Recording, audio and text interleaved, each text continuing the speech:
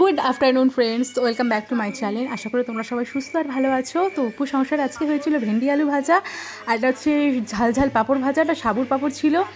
আর এটা হচ্ছে কাঁকরোলের বড়া, ভেতরে এটাকে সিদ্ধ করে ভেতরের পুরগুলোকে বের করে সর্ষে দিয়ে চালের গুঁড়োতে রেখে ভেজেছি। আর এটা হচ্ছে বেগুন বাহার সর্ষে আটা দিয়ে কালো জিরা ফোড়ন দিয়ে করেছিলাম।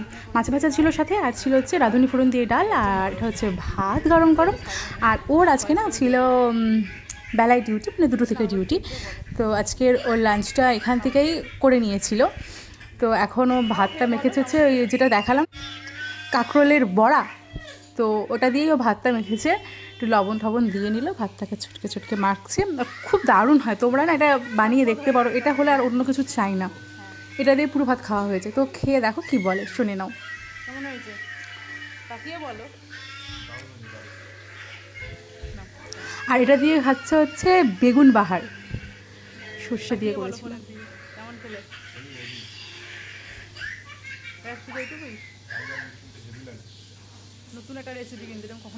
শুনলে কেমন হয়েছে রিভিউ।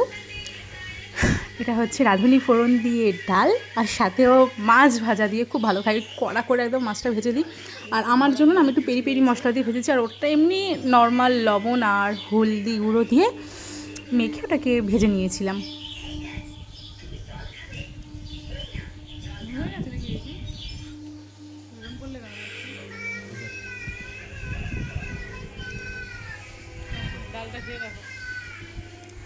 এখানে পরীক্ষা নিরীক্ষা চলছে, মাছটা ভালো না খারাপ।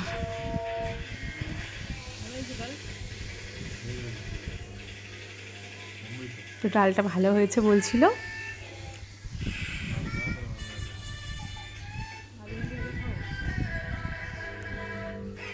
তো আর কি বলবো, আজকের ভিডিওটা না এইটুকুই রাখছি।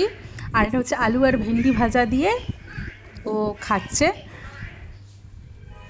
আর লাস্টেও একটা জিনিস রয়েছে, এত কিছু খাবার পর একটু তো মিষ্টি কিছু চাই। আর সাবুর পাঁপড় না আমার খুব ভালো লাগে। তোমাদের কাদের কাদের ভালো লাগে গো সাবুর পাঁপড় খেতে, দারুণ লাগে। এইটুকু ছিল, ওটা এত বড় হয়ে গেছে, এটাই বলছিলাম।